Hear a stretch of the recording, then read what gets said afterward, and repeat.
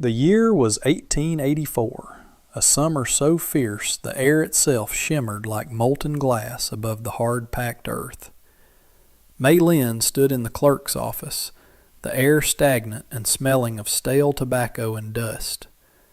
The man behind the counter looked at her with a mixture of pity and skepticism as he slid the deed across the rough-hewn oak. $20. That was the price for the Hollow Creek Ranch. It was a sum that whispered of tragedy, of land so cursed or barren that no cattleman in the territory would touch it. But May Lynn did not care about curses. She laid her coins down with a steady hand, her fingers slender but calloused from years of laundering other people's linens. She was 29 years old, wearing a light blue prairie dress that had once been the color of a summer sky, but was now faded by the relentless sun. She had bought freedom, or at least the illusion of it. The ride out to the property took the better part of the day, her rented wagon creaking under the weight of her meager belongings, a sack of flour, a crate of seedlings, and a heart full of cautious hope. The ranch was a skeleton of a place. The main house leaned wearily against the wind, its whitewash peeled away to reveal gray, sun-bleached timber. Weeds choked the porch, and the silence was absolute, save for the rhythmic rasp of cicadas hidden in the dry grass. It was a lonely place, a place where a person could disappear, which was exactly what she needed. After unhitching the mule, she turned her attention to the barn. It was a massive structure, shadowy and foreboding, its double doors hanging slightly askew. She pushed one open, the rusted hinges screaming in protest, sending a flock of pigeons erupting into the twilight. Sunlight sliced through the gaps in the roof, illuminating floating motes of dust, and something else. A shape in the far corner, huddled beneath a moth-eaten horse blanket. The smell hit her then, not just the scent of old hay and manure, but the metallic, coppery tang of dried blood. May Lynn froze, her hand instinctively going to her throat where her pulse hammered like a trapped bird. Logic told her to run, to scramble back to the wagon and flee back to the safety of the town that didn't want her. But May Lynn had run enough in her life. She took a step forward, the dry straw crunching beneath her boots. The shape groaned, a low, guttural sound of agony that was more animal than human. She moved closer, the light formed the doorway, catching the dull gleam of a revolver lying just inches from the man's limp hand. He was sprawled in the dirt, a man built of grit and sinew, wearing the dust-coated remnants of a duster coat. His face was turned away, hidden by the shadow of a hat that had seen better decades, but the dark stain spreading across his side told the whole story. He had been shot, likely days ago, and had crawled in here to die like a wounded wolf. May Lynn looked at the gun, then at the man. She could leave him. If he died, no one would blame her. The territory was unforgiving, and death was just another neighbor. But she saw the way his hand twitched in his sleep, a reflex of survival even in the depths of unconsciousness. She sighed, a soft exhale that seemed to seal her fate, and knelt beside him. She moved the gun first, sliding it across the floorboards to the other side of the barn, out of his reach. Then she went to the well outside. The bucket came up heavy and cool. When she returned, she knelt by his side and soaked a rag. As the cool water touched his forehead, his eyes snapped open. They were gray, sharp, and instantly lucid despite the fever. He gasped, his body tensing to spring, his hand grasping for the weapon that wasn't there. When he realized it was gone, his gaze locked onto hers, terrifying and intense. He didn't speak, didn't ask for mercy. He just watched her, assessing the threat. May Lynn didn't flinch, though every instinct screamed at her to recoil. She simply dipped the rag again and pressed it to his neck. "Steady," she whispered, the word feeling strange in the silence. "I am not the one who shot you." The days that followed were a blur of heat and labor, a slow-motion dance between a woman determined to build a home and a man determined not to die in it. His name, she learned later, was Cole. He gave it up grudgingly, like a man handing over his last coin. He was a difficult patient, silent and brooding, his eyes tracking her every movement as she swept the barn and tended to his wound. The bullet had passed through, missing the vitals but leaving a mess of torn muscle that required constant cleaning. Mei Lin worked with a stoicism that matched his own. She boiled water, tore strips from her petticoats for bandages, and forced broth down his throat when he was too weak to lift the spoon. There was no gratitude in his eyes initially, only a hard, calculated suspicion. He was a man accustomed to betrayal, a gunslinger who had likely seen the worst of humanity and expected nothing less from her. Yet he never threatened her. Once the fever broke, the dynamic shifted. He began to watch her not as a threat, but with a confused curiosity. He saw her struggle with the heavy barn doors, saw her hauling water bucket by bucket to the scorched garden patch she was trying to coax to life. One afternoon, the heat wave reached its peak, the air turning into a suffocating blanket of yellow dust. Mei Lin sat on an overturned crate near him, wiping sweat from her brow, her blue dress dark with perspiration. She looked exhausted, her resilience fraying at the edges. Cole shifted, gritting his teeth against the pain as he propped himself up on one elbow. His voice was rough, like gravel grinding together, unused for too long. "You bought this place," he stated, not a question but a realization. Mei Lin looked up, startled by his voice. "I did," she replied softly. $20. Cole let out a short, dry huff that might have been a laugh. "They robbed you," he rasped. "Land's dry as a bone. Only things that grow here are trouble and graves." Mei Lin straightened her back, her eyes flashing with a sudden fire. "Then I will plant something else," she said firmly. "I will plant a life." Cole stared at her for a long moment, the gray of his eyes softening just a fraction, realizing that the woman in the blue dress possessed a steel that rivaled his own. By the second week, Cole was on his feet. He was unsteady, leaning heavily against the barn walls, but the color had returned to his face. The domesticity that settled over the ranch was tentative, fragile as a spider web. Mei Lin did not ask him to leave, and he did not offer to go. It was an unspoken agreement born of necessity. She needed protection in this lawless expanse, and he needed a place to mend where his enemies wouldn't look. The transition from invalid to partner happened over the repair of the main house's front door. Mei Lin had been struggling to lift the heavy oak slab back onto its hinges, her arms trembling under the weight. A shadow fell over her. Cole stood there, looking pale but resolute. Without a word, he stepped in, his hands, large, scarred, and surprisingly gentle, taking the weight from her. Together, they guided the door into place. He dropped the pin into the hinge and stepped back, breathing hard, sweat beading on his forehead. "Thank you," Mei Lin said, her gaze lingering on his face. He nodded, wiping his brow with his forearm. "Door needs a lock," was all he said. That evening she made a stew from the vegetables she had brought from town, and a rabbit he had managed to snare near the creek bed. They ate on the porch, the sun dipping below the horizon and painting the sky in violent shades of indigo and violet. It was the first time they had shared a meal properly. The silence between them was no longer heavy. It was companionable. Mei Lin noticed how he ate, methodically, eyes scanning the horizon between bites. He was a creature of instinct, a protector by trade. "Who are you hiding from, Cole?" she asked, the question hanging in the cooling air. He paused, the spoon halfway to his mouth. He didn't look at her, his gaze fixed on the darkening ridgeline. "Past," he muttered.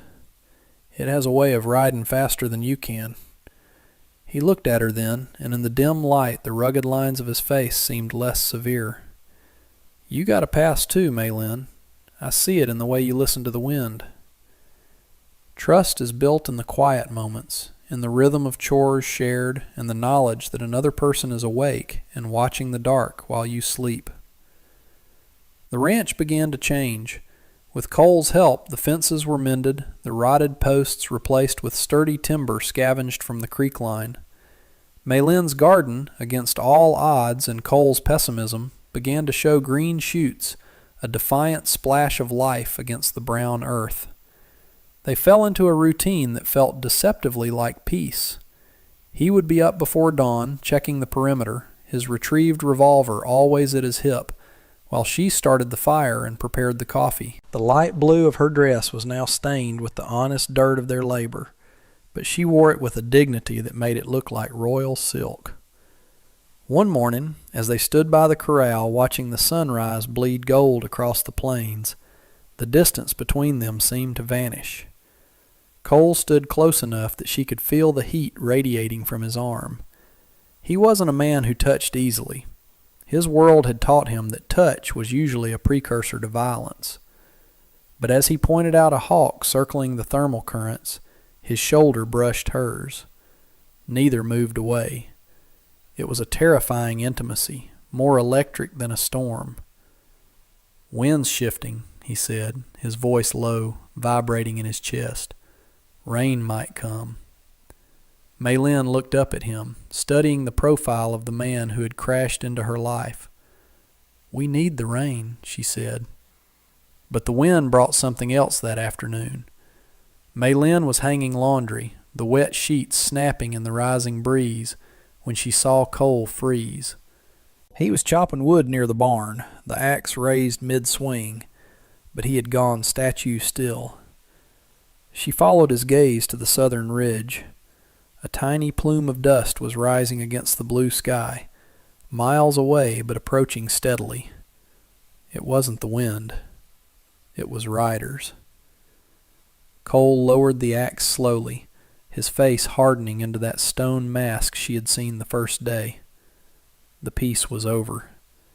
The past had caught up, and it was riding hard. "Go inside," he ordered, not looking at her, his hand drifting to his gun belt. "Bar the door, Maylin."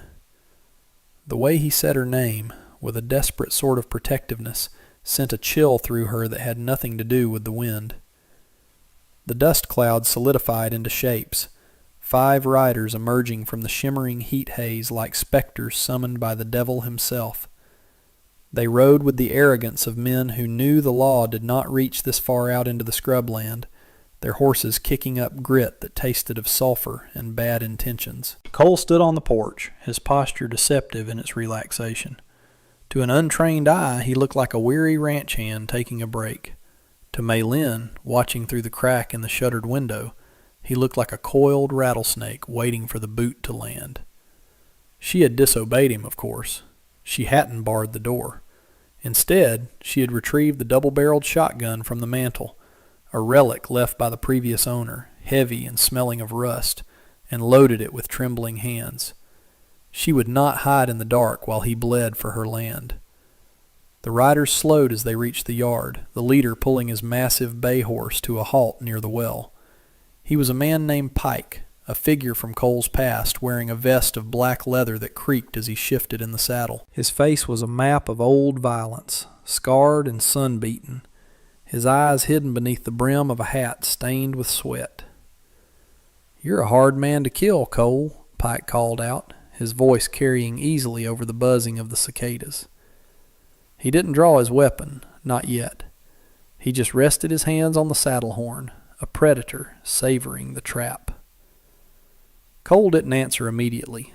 He spat into the dust, a gesture of supreme disrespect. "You're trespassing," Cole said finally, his voice flat and devoid of fear. "Turn around." Pike laughed, a dry, rattling sound. "We ain't here for the view.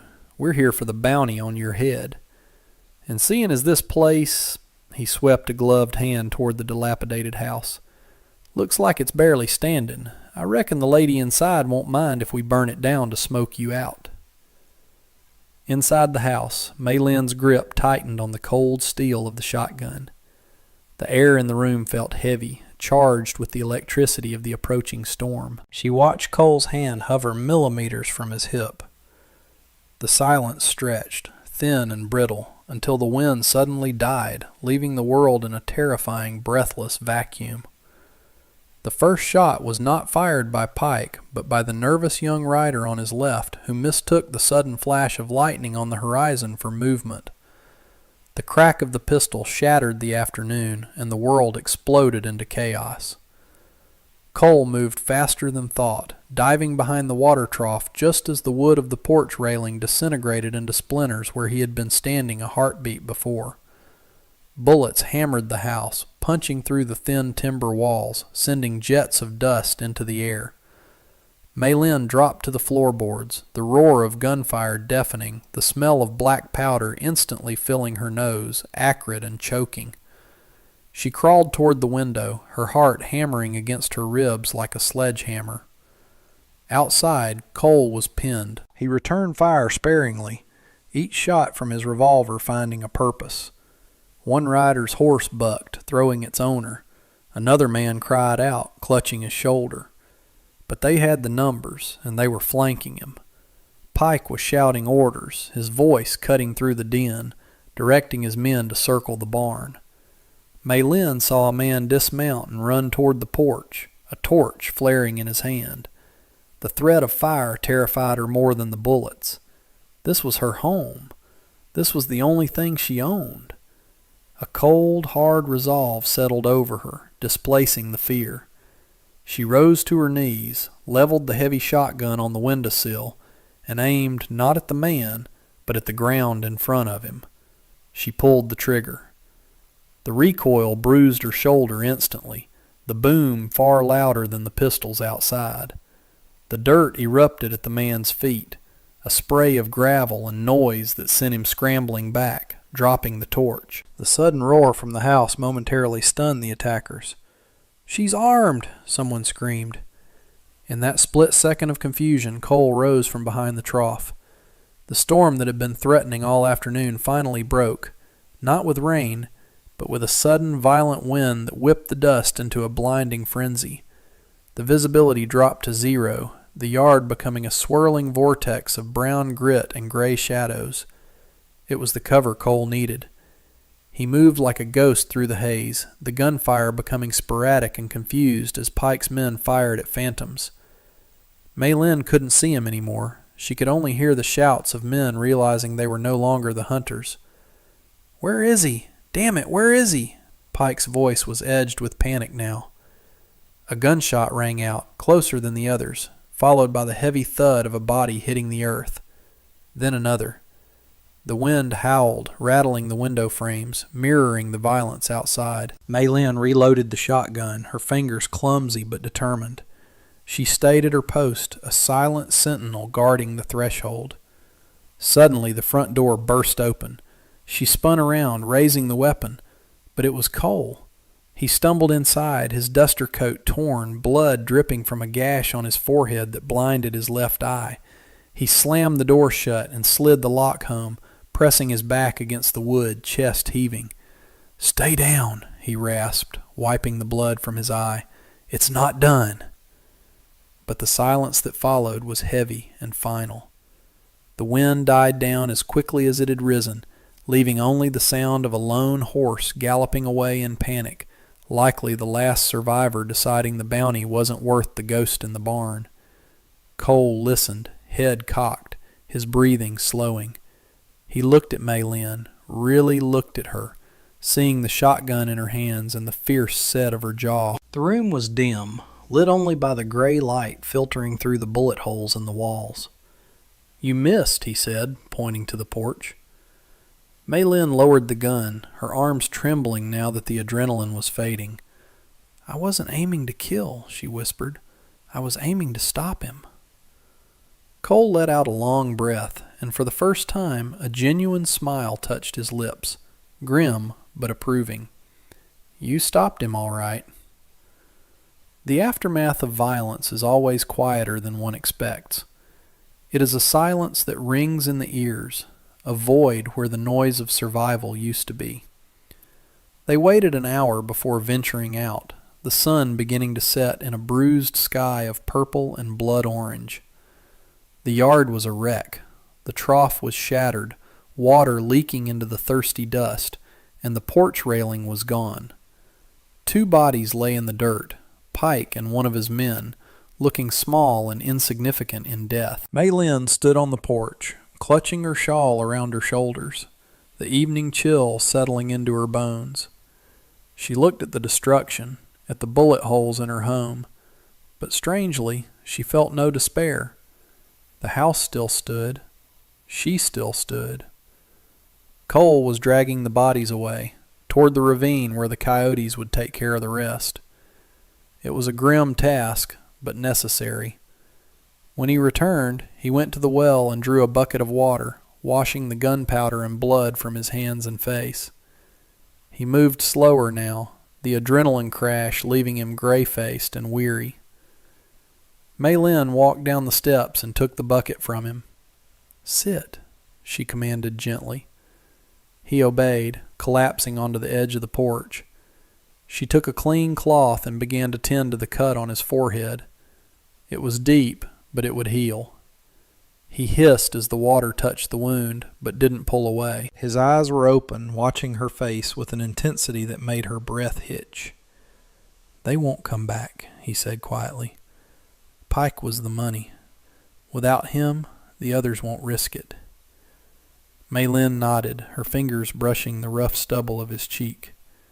"And you?" she asked, the question hanging between them like smoke. "Will you go now? The danger is past." Cole caught her hand in his. His skin was rough, calloused, and warm.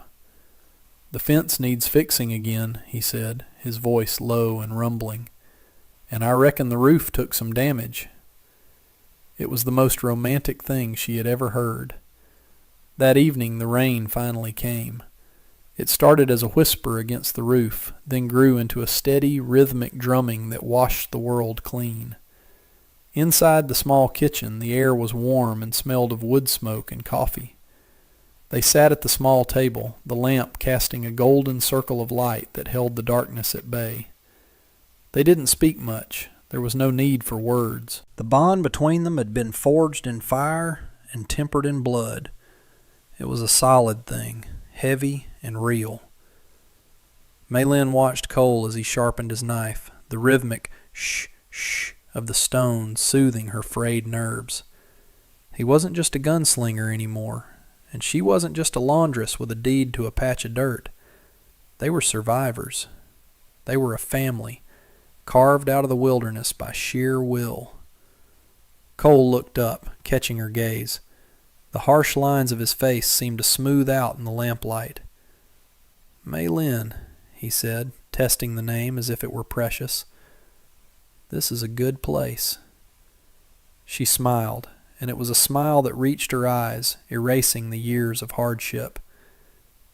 "Yes," she agreed, listening to the rain feed the earth she had fought for. "It is home." They sat there as the storm raged outside, safe within the walls they had defended, 2 solitary souls who had found their anchor in the middle of nowhere. The ranch wasn't cursed. It had just been waiting for people strong enough to claim it. Thank you for listening to the story of the Hollow Creek Ranch. It is a tale that reminds us that redemption is not something we are given, but something we earn, through labor, through loyalty, and through the courage to stand our ground when the world demands we run. Mei Lin and Cole didn't just build a ranch.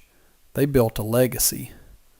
Legend has it they stayed on that land for 40 years, turning the dust into a green oasis, their cattle growing fat on the grass that grew tall and sweet. They say if you ride out that way today, past the modern highways and the cell towers, you can still see the ruins of an old barn, its timbers silver with age. And if you listen closely to the wind whistling through the canyon, you might hear the echo of a hammer on wood, or the soft hum of a lullaby in a language half forgotten. It serves as a testament to the fact that love isn't always soft. Sometimes it is as hard as iron and as fierce as a summer storm. I hope this story reminds you that no matter how broken the past, the future is something you build with your own 2 hands. Until next time, keep your fires burning bright against the dark.